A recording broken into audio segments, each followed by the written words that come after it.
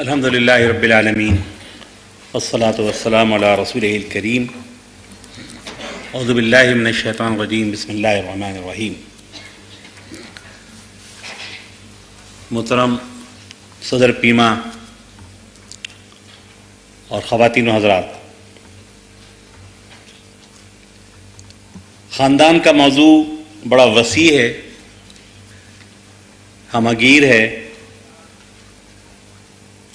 مختصر سے وقت میں اس پر تفصیل سے بات کرنا ممکن نہیں، لہذا میں دیے گئے وقت کے اندر موضوع سے متعلق کچھ ضروری نکات، کچھ اشارے اور کہیں کہیں کچھ تفصیل عرض کرنے کی کوشش کروں گا۔ ڈاکٹروں سے زیادہ یہ بات اور کون جانتا ہوگا کہ انسان کا جسم ایک ایسا کل ہے کہ جس کو سمجھے بغیر اس کے کسی جز کو نہ سمجھا جا سکتا ہے، نہ اس کے امراض کا ادراک ہو سکتا ہے، نہ اس کا علاج ہو سکتا ہے۔ لوگوں کو بٹھا کر یا میڈیکل کالج میں داخلہ دے کر آپ انسان کے دل کے بارے میں یا اس کی آنکھ کے بارے میں یا اس کے دماغ کے بارے میں کتنے ہی عالمانہ لیکچر دے دیں، اس کے باوجود وہ افراد یا وہ طلبہ دل کے یا آنکھ کے یا دماغ کے یا کسی جز کے ماہر نہیں بن سکتے، اس کو نہیں سمجھ سکتے، اس کا علاج نہیں کر سکتے۔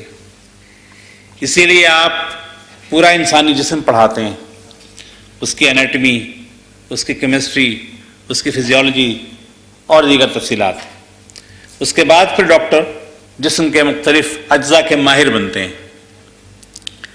اللہ تعالیٰ نے اسلام کے نام سے جو دین پسند کیا ہے ہمارے لیے، اس کو اسی طرح سے ایک ویل نیٹ، ایک مربوط نظام بنا کر دیا ہے۔ اس کا عقیدہ اس کے عمل سے الگ نہیں ہے، اس کے اخلاق اس کی معاشرت سے الگ نہیں ہے، اس کی معیشت اس کی سیاست سے الگ نہیں ہے، اس کی سیاست انسانی کردار سے الگ نہیں ہے۔ سب چیزیں ایک دوسرے سے مربوط ہیں۔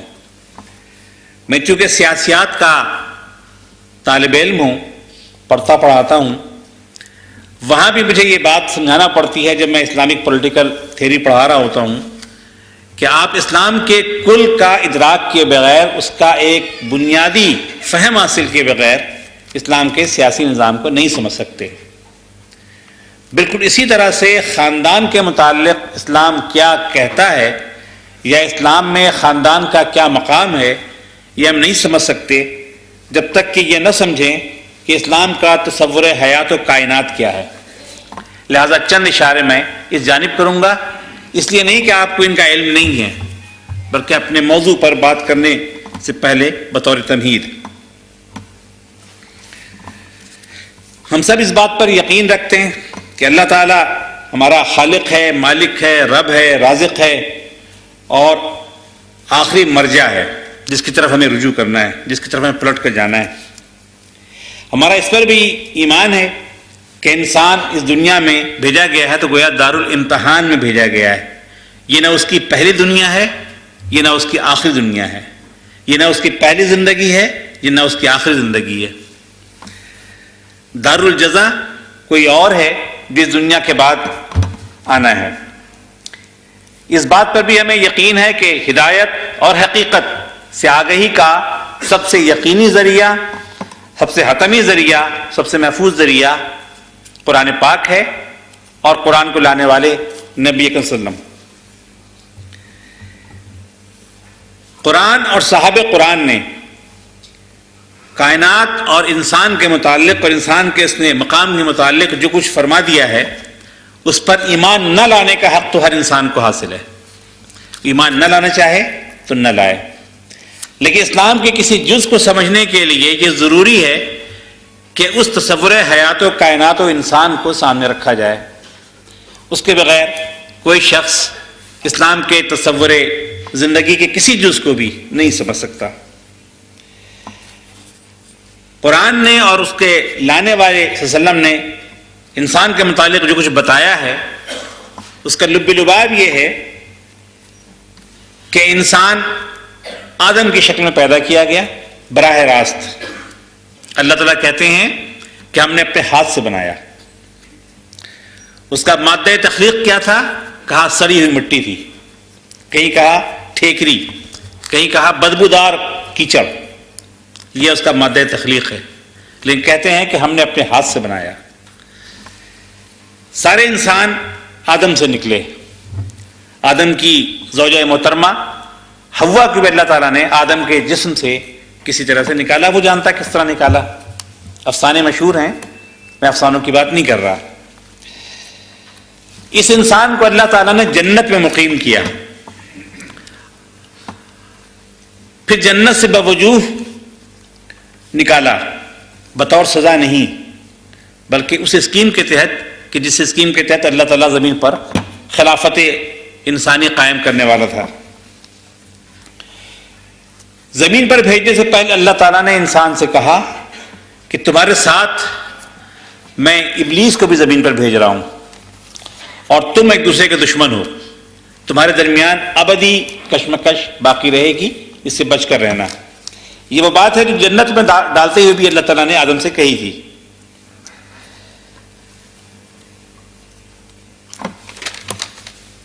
زمین پر انسان کو بھیجنے کے بعد جو مقصد حیات بتایا گیا ہے، اس میں پہلا مقصد ہے بندگی رب، تاکہ انسان جنت میں واپس جا سکے. پہلی بار داخلہ ملا تھا بلا استحقاق، بلا آزمائش، بطور جزا نہیں بلکہ انسان کا دارالقرار بنا دیا تھا جنت کو اللہ تعالیٰ نے.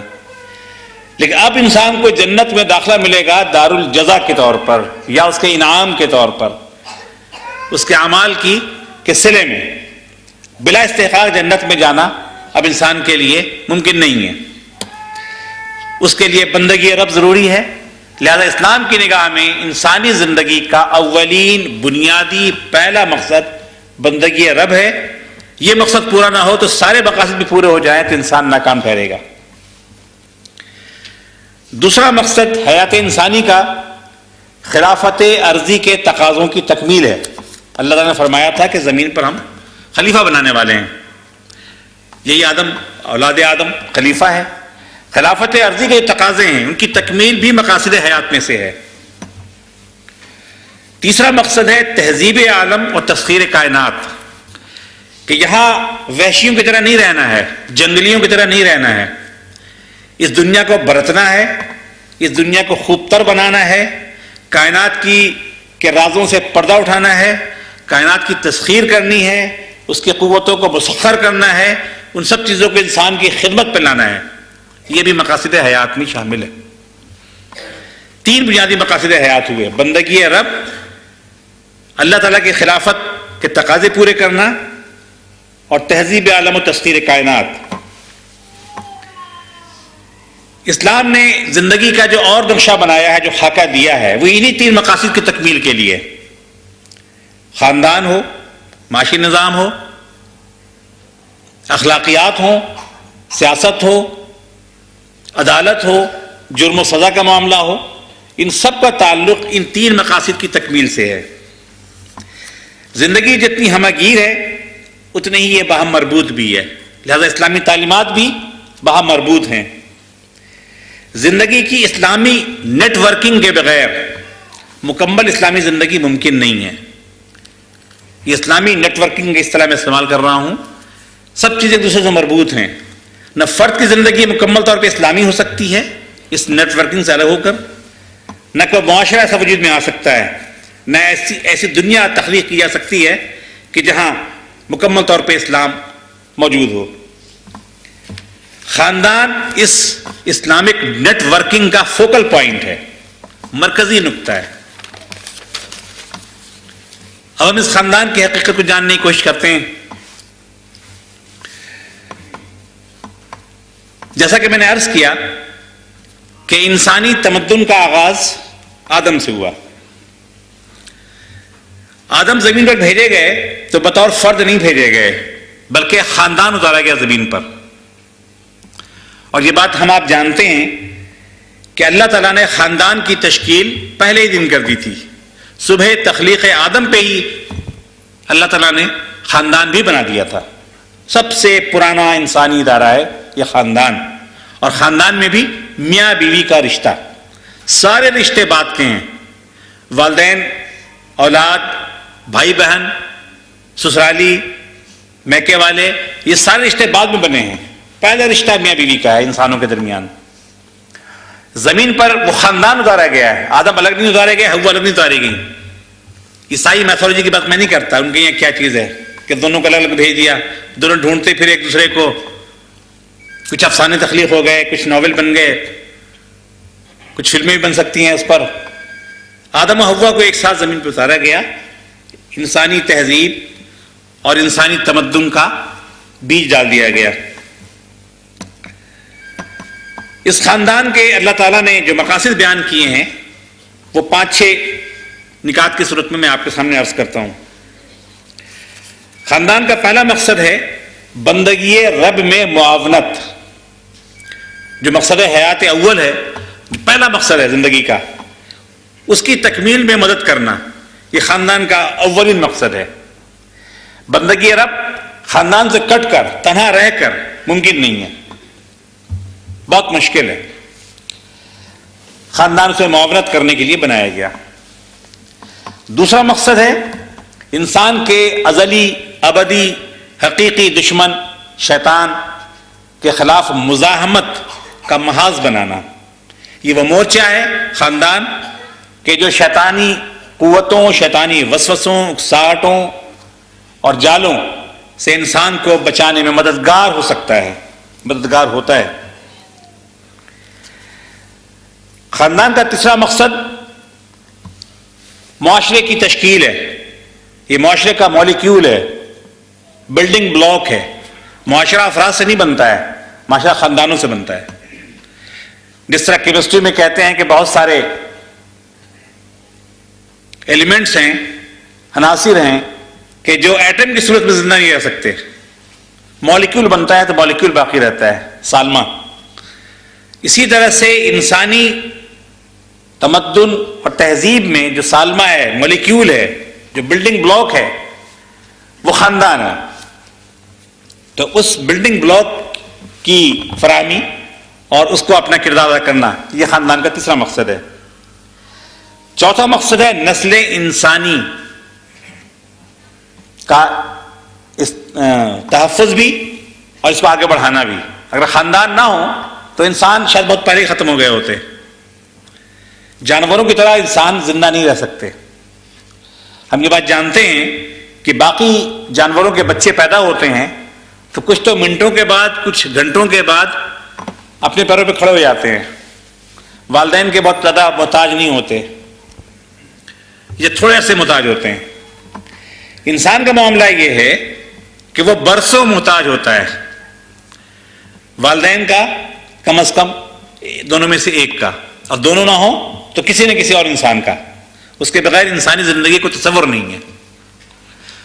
اولاد کو پالنے میں جو دقتیں ہیں، جو مشکلیں ہیں، ویسے تو فوسٹر پیرنٹس بھی آج کل بچے پالتے ہیں، لیکن والدین جس طرح پالتے ہیں بچے، اس کا کوئی جواب نہیں ہے، اس پہ کسی بحث کی ضرورت بھی نہیں ہے، کسی دلیل کی ضرورت بھی نہیں ہے۔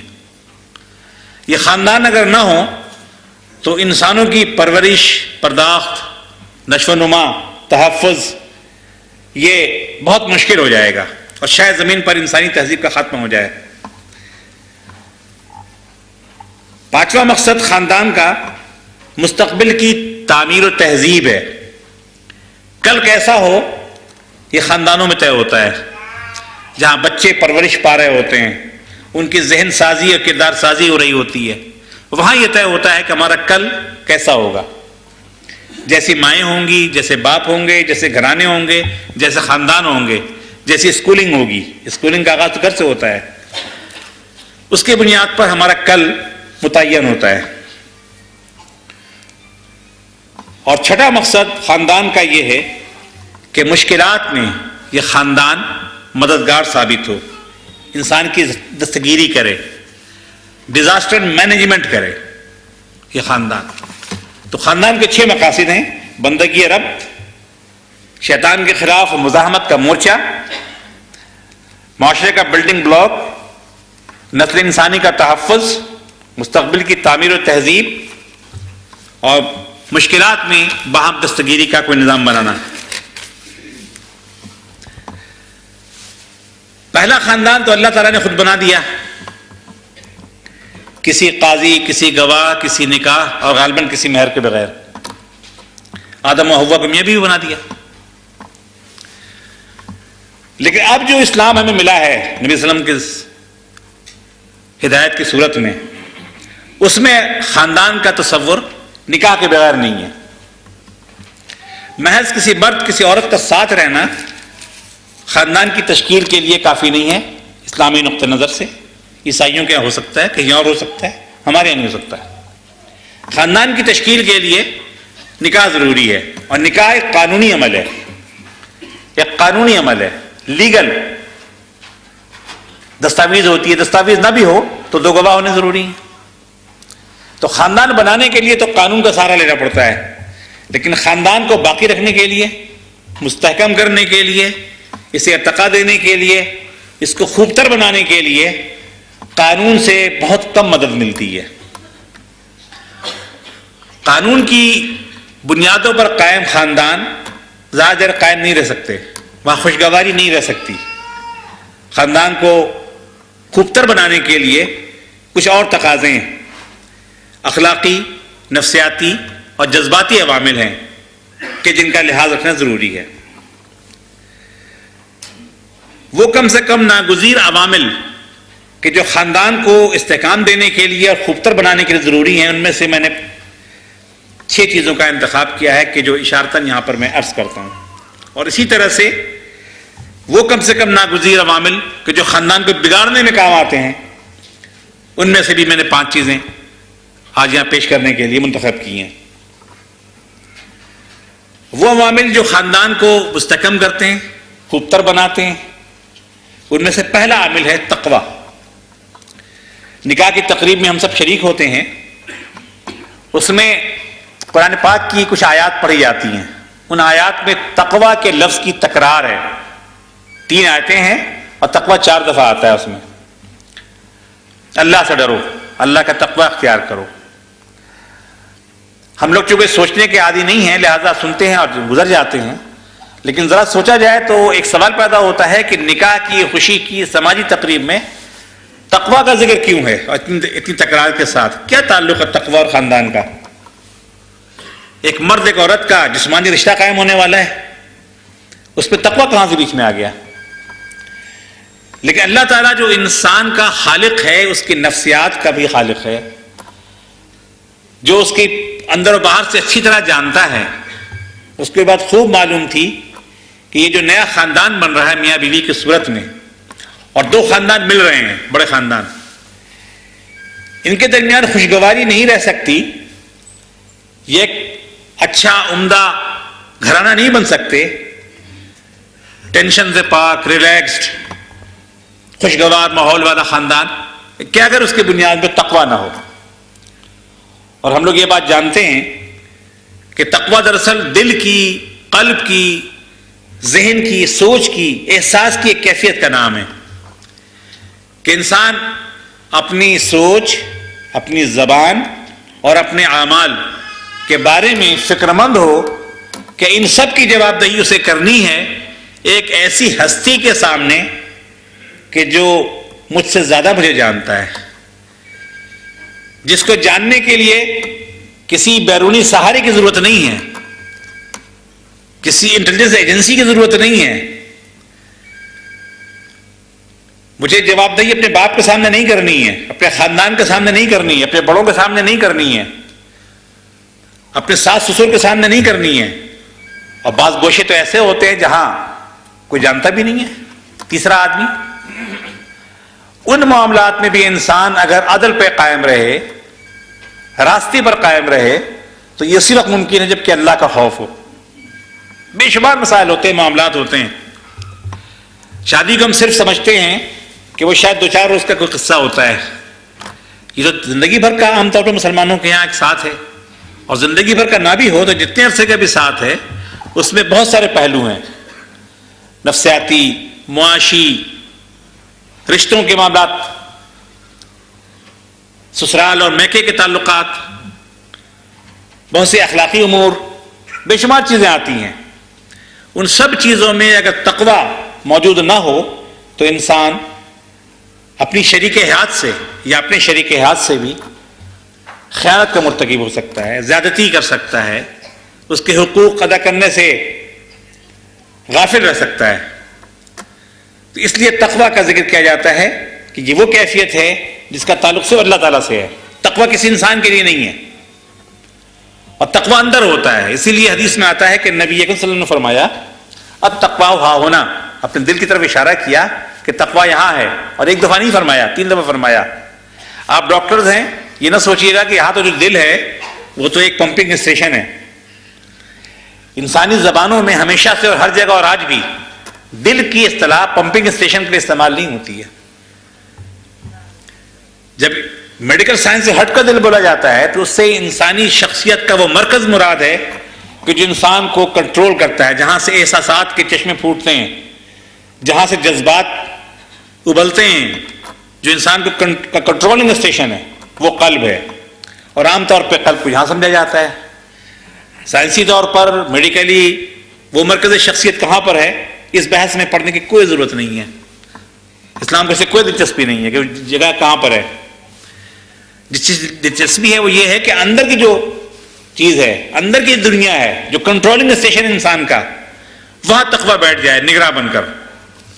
تو پہلی چیز جو خاندان کو مستحکم کرنے کے لیے، خوشگوار بنانے کی ضروری ہے اسلام کی نگاہ میں، وہ تقویٰ ہے. دوسری چیز عدل ہے، انصاف. عدل نہیں ہوگا تو خاندان میں خوشگواری پیدا نہیں ہو سکتی. جس کو جو چیز ملنی چاہیے، جس کا جو حق ہے، جس کا جو وقار ہے، جس کو جتنی عزت ملنی چاہیے، اس کو وہ چیز دی جائے، ملے. تیسری چیز رحمت و احسان ہے. ان دونوں کا تذکرہ میں ساتھ اس لیے کر رہا ہوں کہ عدل اس کا نام ہے کہ اگر 5 روٹیاں ہوں اور 5 افراد کھانے والے ہوں تو 5 کو ایک ایک روٹی مل جائے، عدل شاید مکمل ہو جائے. لیکن اس بات کی کیا ضمانت ہے کہ ہر روٹی کا وزن یکساں ہے؟ ہو سکتا ہے کہ کسی روٹی کا وزن قدرے زیادہ ہو، کسی کا کم ہو، تو انصاف تو نہیں ہوا، عدل نہیں ہوا. پھر ہو سکتا ہے کہ ایک آدمی ناشتہ کر کے آیا ہے، دوسرا جو ہے ناشتے کے بعد بھی کچھ کھا کر آیا ہے، اور تیسرا کل رات سے بھوکا ہے. تو یہ بھی عدل نہیں ہے کہ تینوں کو ایک ایک روٹی دی جائے. اس کا علاج اسلام نے یہ بتایا ہے کہ آپ احسان کا رویہ اختیار کریں. اور احسان نام ہے کسی کو اس کے حق سے زیادہ دینے کا اور اپنے حق سے کم پر راضی ہو جانے کا. کئی حدیثیں ہیں اس سلسلے میں. نبی اکرم صلی اللہ علیہ وسلم نے فرمایا کہ اللہ تعالیٰ راضی ہو شخص سے، اپنی رحمتیں نازل کرے اس شخص پر کہ جو اپنے حق سے کم لے کر راضی ہو گیا اور دوسرے کو اس کے حق سے زیادہ دے کر راضی ہو گیا. اللہ تعالیٰ کہتے ہیں کہ ہم ایسے شخص کو اس کے حق سے زیادہ دیں گے آخرت میں. ترازو میں جو کچھ حق بنے گا اس کا، میزان آخرت میں اس سے زیادہ دیں گے اگر اس نے دنیا میں یہ کام کیا ہوگا.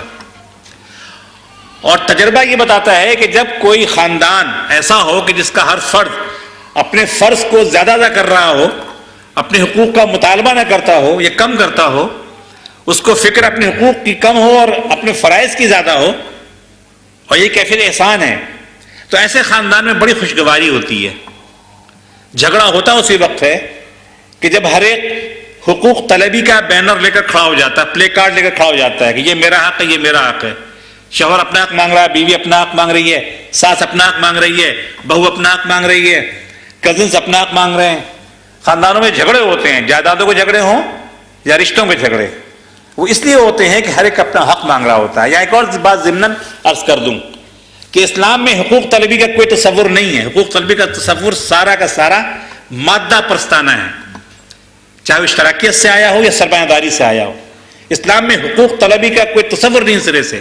آپ قرآن حدیث کو اٹھا کر دیکھ لیجئے، سارے لٹریچر کو، کہیں آپ کی چیز نہیں ملے گی. وہاں حقوق دہی کا، حقوق دینے کا تصور ہے. دوسروں کو حق دیجئے یا اپنا فرض ادا کیجئے، یہی فرض ہے. فرائض پہ زور دیا گیا ہے، حقوق پہ زور نہیں دیا گیا ہے. حقوق اس لیے بتائے گئے ہیں کہ مجھے معلوم ہو کہ آپ کا حق کیا ہے، میں ادا کروں، اور آپ کو معلوم ہو کہ میرا حق کیا ہے، آپ ادا کریں. اس لیے حقوق بیان کیے گئے ہیں. لیکن حقوق طلبی کا کوئی تصور اسلام میں نہیں ہے. یہ سارا اجنبی تصور ہے، 19ویں 20ویں صدی کا تصور ہے، اور یہ اشتراکیت اور سرمایہ داری سے آیا ہوا تصور ہے۔ پانچویں چیز، بلکہ چوتھی بات خاندان کو بہتر بنانے کے لیے تحمل و برداشت ہے، درگزر ہے۔ جب آپس میں رہتے ہیں، ساتھ رہتے ہیں، میاں بیوی ہوں یا اور رشتہ دار، اگر تحمل نہ ہو، برداشت نہ ہو، فوراً ریئیکٹ کر دیں تو جھگڑے بڑھ جاتے ہیں۔ وہ گزار دیا جائے تو مسئلے حل ہو جاتے ہیں۔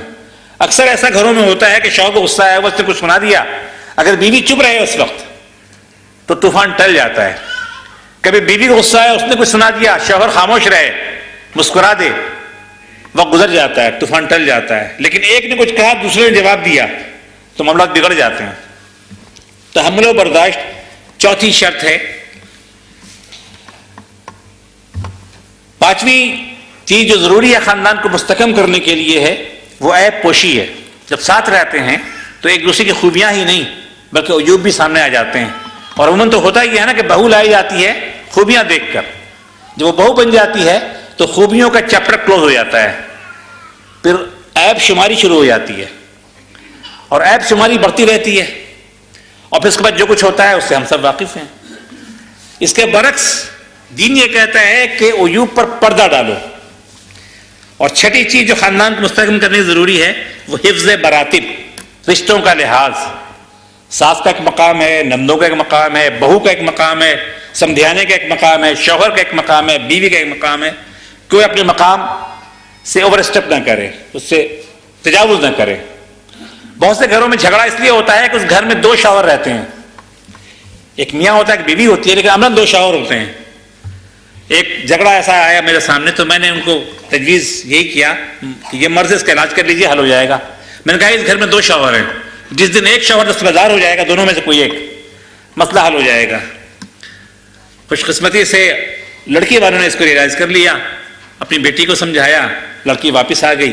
اللہ کرے اس سلسلہ آگے بھی جاری رہے۔ کبھی ایسا بھی ہوتا ہے کہ لڑکا ہی دستبردار ہو جائے، وہ کہے کہ ٹھیک ہے میں بیوی ہوں، تم شوہر ہو، تم حکومت کرو، تو بھی گھر قدرے ٹھیک ہو جائے گا، لیکن یہ غیر فطری ہوگا۔ اب میں مختصراً 5 وہ باتیں بتاؤں کہ جس سے خاندان میں بگاڑ پیدا ہوتا ہے۔ پہلی چیز ہے خود غرضی۔ خود غرضی تو ہر چیز کو بگاڑ دیتی ہے، خاندان کیا ہر چیز کو بگاڑ دیتی ہے۔ انسان ہمیشہ اپنی ذات کو، اپنے مفاد کو ترجیح دے دوسروں پر تو بگاڑ پیدا ہوتا ہے، خاندان میں بگاڑ جلدی ظہور پذیر ہو جاتا ہے۔ دوسری چیز ہے کم ظرفی اور خردہ گیری۔ خردہ گیری ہے چھوٹی چھوٹی چیزیں پکڑنا، چھوٹی چھوٹی باتیں یاد رکھنا، ان کا حوالہ دینا، ان کے تانے دینا، صف کا چھوٹا ہونا۔ تیسری چیز جلد بازی، کہ فیصلہ کرنے میں جلدی، ریئیکٹ کرنے میں جلدی کرنا۔ حدیث میں آتا ہے کہ فرمایا نبی صلی اللہ علیہ وسلم نے کہ تمہیں اپنی بیوی پسند نہ آئے تو فیصلہ کرنے میں جلدی نہ کرو۔ ہو سکتا ہے کہ اس کے اندر کوئی ایسی خوبی ہو جو تمہیں بہت پسند ہو، وہ خوبی بعد میں ظاہر ہو۔ تو جلد بازی سے خاندان کا نظام بگڑتا ہے۔ چوتھی چیز زبان کا غیر محتاط استعمال، کامنٹس، بالخصوص اپنے سسرالیوں کے بارے میں۔ یہ مرض بہت عام ہے کہ شوہر صاحب اپنے ساس سسر کے بارے میں، سالے سالیوں کے بارے میں کبھی غصے میں، کبھی مذاق میں، کبھی ویسے ہی سخت کامنٹس کر دیتے ہیں، تبصرے کر دیتے ہیں۔ بیوی کو ناگوار گزرتا ہے یہ۔ کبھی بیوی کرتی ہے کہ اپنے شوہر کی ماں کے بارے میں، اس کے باپ کے بارے میں، اس کے بھائی بہنوں کے بارے میں اور رشتہ داروں کے بارے میں منفی تبصرے کرتی ہے، یہ شوہر کو ناگوار گزرتا ہے۔ یہ سلسلہ اگر جاری رہے اور اس عمل کو روکا نہ جائے، اس کی سنگینی کو سمجھا نہ جائے تو خاندان بہت جلدی ٹوٹ جاتا ہے۔ اس لیے کہ انسان چاہے کتنا بھی بے اہمیت ہو جائے، وہ چاہتا یہ ہے کہ میں کم از کم میری ماں اور میرے باپ کی توہین نہ کی جائے۔ یہ توہین جب ہوتی ہے تو زیادہ غصہ آتا ہے۔ تو زبان کا غیر محتاط استعمال یہ بھی خاندانوں کو بگاڑنے کا سبب ہے۔ اور پانچویں چیز رشتوں کی مس پلیسمنٹ یا ڈسپلیسمنٹ، جس کی ایک مثال تو میں نے وہ دی تھی کہ 2 شوہر ہو جانا۔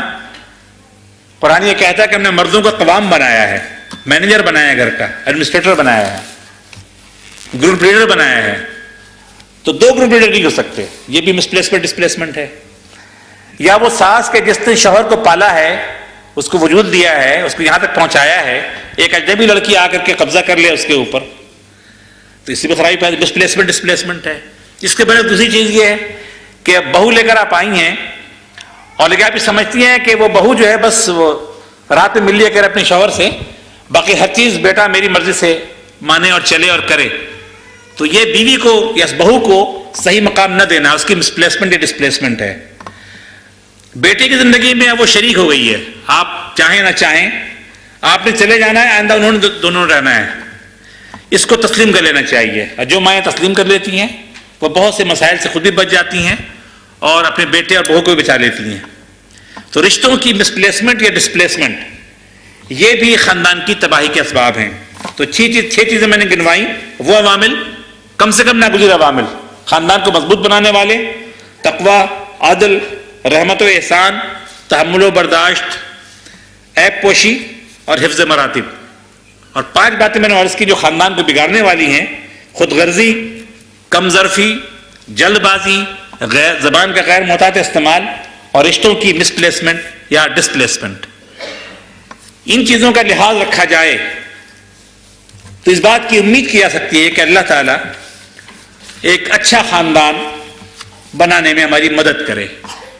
اور یہ خاندان وہ ہے جس کے متعلق میں ابتدا میں عرض کر چکا ہوں کہ یہ بندگی رب میں انسان کے لیے ناگزیر ہے، اس میں مددگار ہے، وہ بندگی رب جو میری اور آپ کی زندگی کا اولین مقصد ہے، جس کو پورا کیے بغیر ہم واپس اپنے اس گھر میں نہیں جائیں گے کہ جو اللہ تعالیٰ نے ہمارے لیے بنایا ہے، جس میں رکھا اور پھر نکالا وہاں سے، اور دوبارہ وہاں کہتا ہے کہ آ سکتے ہو لیکن ان شرائط کے ساتھ۔